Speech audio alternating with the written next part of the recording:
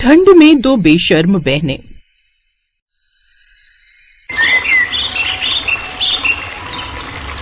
ये कहानी है दो बहनों आयशा और नायरा की।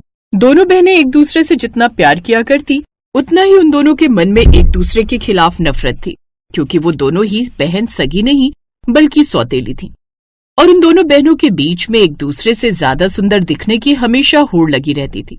ऐसे ही एक दिन आयशा अपनी बहन नायरा को अपनी एक शॉर्ट ड्रेस दिखाते हुए कहती है, देख नायरा, आज मैं अपने लिए एक शॉर्ट ड्रेस लेकर आई हूँ। तुझे पता है मॉल में सबसे महंगी ड्रेस थी ये, और जब मेरी नजर इस पर पड़ी तो मेरे मन में बस यही आया कि अब मुझे सिर्फ यही चाहिए, क्योंकि मेरी निगाहें इससे हट ही नहीं रही थी। और तू तो अपनी बहन को जानती है ना कि तेरी बहन को अगर कोई चीज पसंद आ जाए तो वो उसे लिए बिना नहीं छोड़ती है। जरा दिखाओ तो दीदी, ऐसी कौन सी ड्रेस लेकर आई हो तुम जिसकी इतनी तारीफें कर रही हो। आयशा पॉलीथीन से अपनी शॉर्ट ड्रेस निकालती है, जहां नायरा देखती है कि रेड बोल्ट कलर की शॉर्ट ड्रेस काफी सुंदर दिख रही थी। उस ड्रेस को देख नायरा अंदर ही अंदर उस ड्रेस की फैन हो जाती है और मन में कहती है, वाओ दीदी की ये शॉर्ट ड्रेस कितनी सुंदर लग रही है। पर अगर मैं दीदी से ये शॉर्ट ड्रेस मांगूंगी तो मुझे देगी नहीं, क्योंकि इनको तो आदत है अपने हर कपड़े का शो ऑफ करने की। लेकिन मैं भी इनकी छोटी बहन हूँ। मैं आज ही पापा को कॉल करूंगी और बोलूंगी कि वो मुझे कुछ पैसे भिजवाएं ताकि इनके जैसी मैं एक नहीं दो ड्रेस खरीद सकूं। नायरा, तू किस सोच में पड़ गई? पसंद आया ना तुझे भी ये कपड़ा? मैं जानती थी तू इसे पसंद कर लेगी। वो दोनों बहनें आपस में बात कर ही रही थी कि इतने में आयशा की सौतेली माँ सविता वहां आती हैं और आयशा की इतनी छोटी ड्रेस को देखकर कहती हैं, हे भगवान आयशा, ये तू कपड़े लाई है या अंडरगारमेंट्स? देख जरा कितने छोटे छोटे कपड़े हैं। अरे कल को तुम ये कपड़े पहनकर बाहर जाओगी तो दुनिया क्या बोलेगी?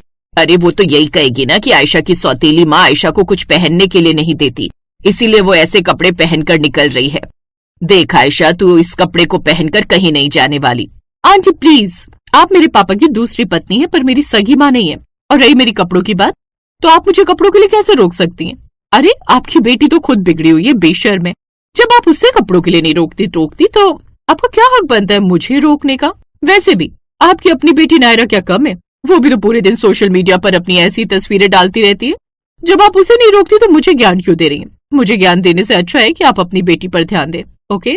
सविता बेचारी चुपचाप आयशा की बातें सुनती रहती है।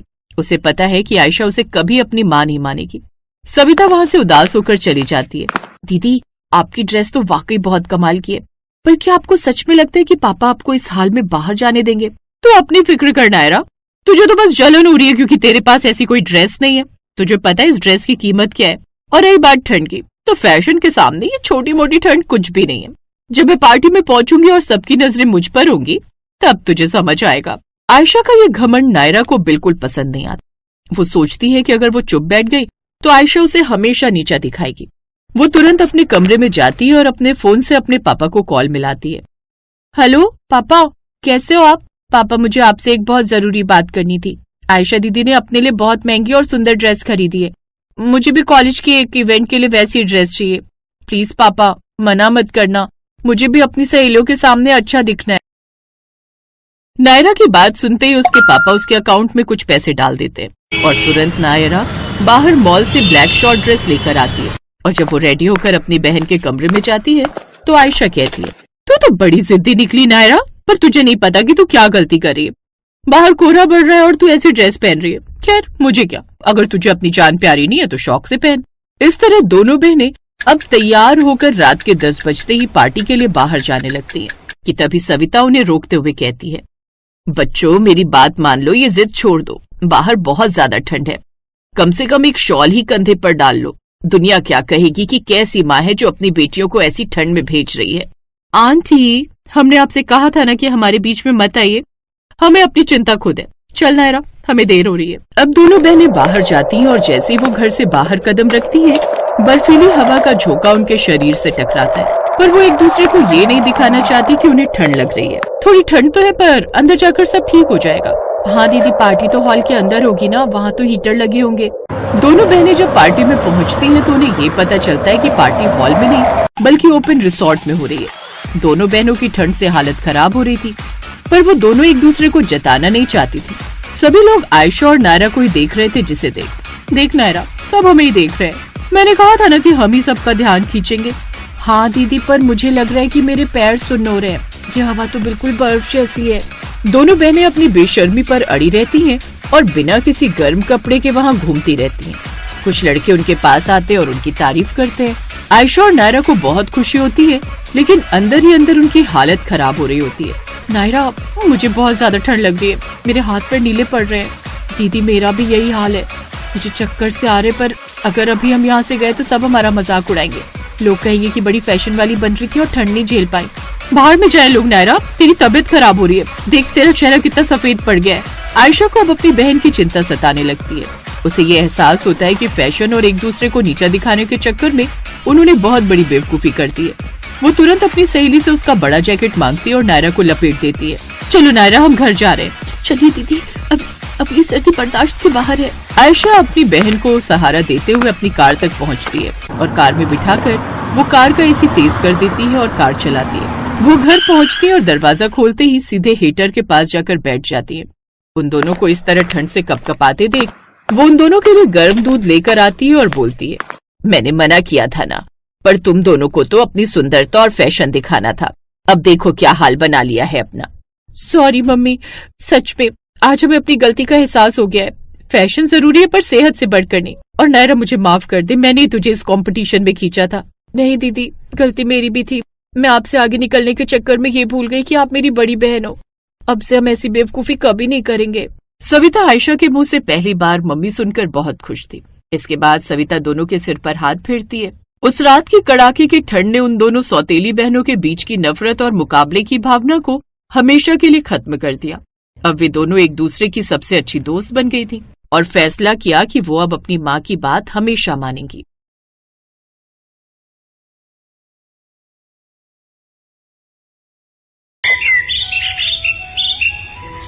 माँ, ये नौकरी मेरे लिए बहुत जरूरी है।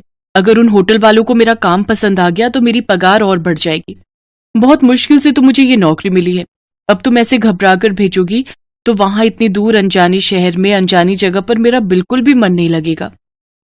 हाँ, नहीं कर रही मन उदास, पर तू वादा कर मुझे रोजाना फोन करती रहेगी। हाँ माँ, मैं जब भी काम से फ्री हुआ करूंगी सबसे पहले तुम्हें फोन करूंगी। अच्छा रुक, मैं तेरे लिए साथ में खाने का कुछ बांध देती हूँ, तू रास्ते में बस में खा लेना। ठीक है माँ, तब तक मैं अपना सामान अटैची में रख लेती हूँ। ये है सीता, लाजवंती की बेटी। लाजवंती बहुत गरीब है। पति के जाने के बाद घरों में काम करके लाजवंती ने सीता को पाल पोस कर बड़ा किया। सीता ने गांव में ही रहकर 12वीं तक की पढ़ाई पूरी की। सीता आगे पढ़ना तो चाहती थी, पर पिछले 1 साल में लाजवंती की तबीयत बहुत खराब रही, जिस वजह से सीता ने अभी कॉलेज की पढ़ाई के लिए अपना विचार बदल लिया और नौकरी ढूंढने लगी। सीता के बचपन की सहेली आशा की कुछ समय पहले दिल्ली के एक होटल में नौकरी लगी थी। आशा जब गांव आई तो सीता ने अपने बारे में भी बात की, तो आशा ने उसकी भी नौकरी उसी होटल में लगवा दी। अगले दिन सीता नौकरी के लिए दिल्ली पहुंचती है। होटल में आशा उसे सब कुछ समझा देती है। सीता खूब मेहनत के साथ होटल में नौकरी करने लगती है। शहर के बहुत बड़े व्यापारी मिस्टर जगन्नाथ जी की बेटी गीता आज शाम अपना जन्मदिन मनाने के लिए हमारे होटल में आ रही हैं। सभी स्टाफ को उनका पूरा ख्याल रखना है। जगन्नाथ जी की बेटी गीता को किसी भी बात की कोई तकलीफ नहीं होनी चाहिए, क्योंकि वो पहली बार हमारे होटल में आ रही हैं। समझ गए? जी सर, हम पूरा ख्याल रखेंगे। सुना है विदेश में पढ़ी लिखी है और बहुत नखरे वाली है। अभी सुबह ही मैंने रिसेप्शन पर फोन उठाया था, बड़ी तीखी आवाज में बात कर रही थी। हमें तो बहुत ध्यान रखने की जरूरत है। अगर जरा सी भी शिकायत का मौका मिला तो मैनेजर का गुस्सा तो मैं जानती हूँ, फालतू का भड़क जाते हैं। अच्छा चल, फिर तो हम बहुत ध्यान रखेंगे। अरे माँ का फोन आ रहा है। हेलो? हाँ माँ। हेलो सीता, जन्मदिन की ढेर सारी बधाई मेरी बच्ची। थैंक यू माँ, मेरे जन्मदिन पर आपका आशीर्वाद मेरे लिए बहुत महत्व रखता है। आज सीता का भी जन्मदिन है। ये बात सुनकर सभी स्टाफ के लोग सीता को जन्मदिन की बधाई देते हैं। अरे सीता, आज तुम्हारा भी जन्मदिन है, happy birthday. Happy birthday Sita. वैसे सब किस्मत की बात है, एक तरफ आज तुम्हारा जन्मदिन है जो तुम किसी और के जन्मदिन की तैयारी कर रही हो, और एक तरफ वो लड़की जिसका आज जन्मदिन है, वो कितनी किस्मत वाली है कि वो इतने बड़े होटल में अपने बर्थडे को सेलिब्रेट कर रही है। कहते हैं सब कुछ किस्मत से ही होता है। अब ये सब छोड़ो, अपना अपना काम करते हैं, बहुत सारी तैयारियां करनी है। सीता, तुम्हें मैनेजर साहब बुला रहे हैं। हाँ, मैं अभी आती हूँ। सीता मैनेजर के पास जाती है। सीता, तुम्हें मैं एक स्पेशल ड्यूटी दे रहा हूँ। गीता मैडम के वेलकम के लिए तुम्हें गेट पर ही खड़ा होना है। जैसे ही वो एंट्री लेंगी तुम उनके साथ रहोगी और देखते रहना कि उन्हें किसी भी बात की कोई कमी ना हो। और एक काम करो, अपनी ड्रेस की जगह कोई अच्छी सी स्मार्ट ड्रेस पहन लो ताकि और अच्छा इंप्रेशन पड़े। जी सर। सीता को होटल के गेट पर ड्यूटी मिल जाती है। सीता के पास अपनी तो कोई अच्छी ड्रेस थी नहीं, इसलिए आशा उसे अपनी सुंदर सी ड्रेस दे देती है। सीता तैयार होकर गेस्ट के आने का वेट कर रही थी। तभी एक आदमी उसके पास आया। आपको वहां गाड़ी के पास कोई बुला रहा है। ओह, कहीं गीता मैडम आ तो नहीं गई? मैं गाड़ी के पास जाकर देखती हूँ। जी चलिए। जैसे ही सीता गाड़ी के पास जाती है, अचानक 2-3 बदमाश उसे गाड़ी में जबरदस्ती पकड़कर बिठा लेते हैं और उसका मुंह बंद करके उसे बेहोश कर देते हैं। अचानक से सब कुछ हुआ तो सीता को संभलने का मौका ही नहीं मिला। गाड़ी अनजान सड़क पर दौड़ जाती है। इतनी देर में गीता भी होटल के बाहर आ चुकी थी।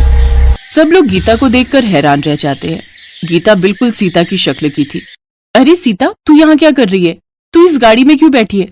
चल बाहर निकल, गीता मैडम के आने का टाइम हो रहा है। एक्सक्यूज मी, ये क्या बदतमीजी है? क्या आपका स्टाफ गेस्ट के साथ ऐसे बिहेव करता है? मेरा नाम गीता है, सीता नहीं। क्या आपको बताया नहीं गया था कि आज मेरा बर्थडे है और मैं सेलिब्रेशन के लिए आ रही हूँ?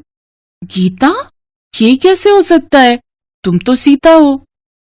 मैडम आशा ठीक कह रही है। आपकी सूरत बिल्कुल हमारे स्टाफ की एक लड़की सीता से मिलती है।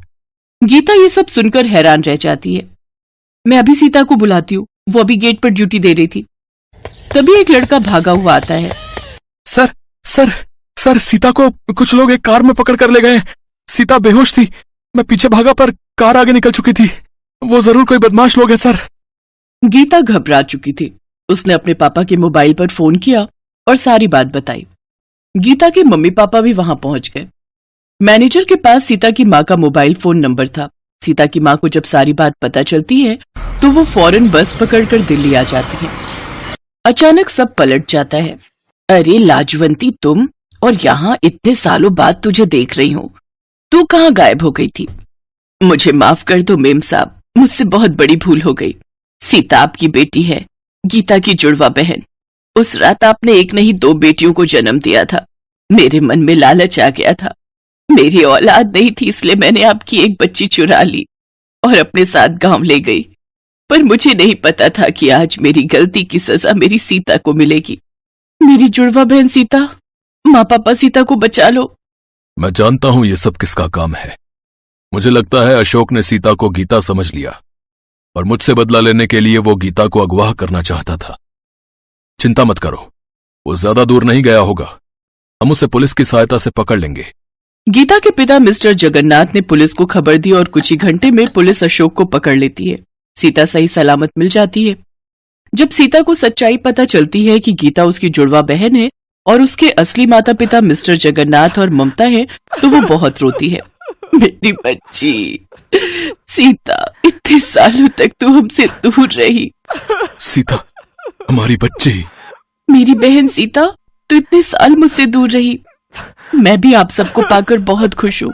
और माँ, तुमने ऐसा क्यों किया? मेरे अपने माता पिता से मुझे दूर क्यों कर दिया? सीता और गीता एक दूसरे के गले लग जाती हैं। मुझे माफ कर दे सीता, मुझे माफ कर दे। अब तू अपने परिवार के साथ खुश रह। मैं तुझे अपना चेहरा कभी नहीं दिखाऊंगी। मैं हमेशा के लिए चाह रही हूँ। तुम कहीं नहीं जाओगी। जो हुआ बचपन में हुआ। मैंने बचपन से तुम्हें अपनी माँ माना है। मैं तुम्हारे बिना नहीं रह सकती माँ। सीता अपनी माँ के गले लग जाती है क्योंकि लाजवंती ने उसे पाल पोस कर बड़ा किया था। सीता को अपना असली परिवार मिल जाता है, अपनी जुड़वा बहन मिल जाती है और वो अपनी नई जिंदगी की शुरुआत करती है। Thanks for watching.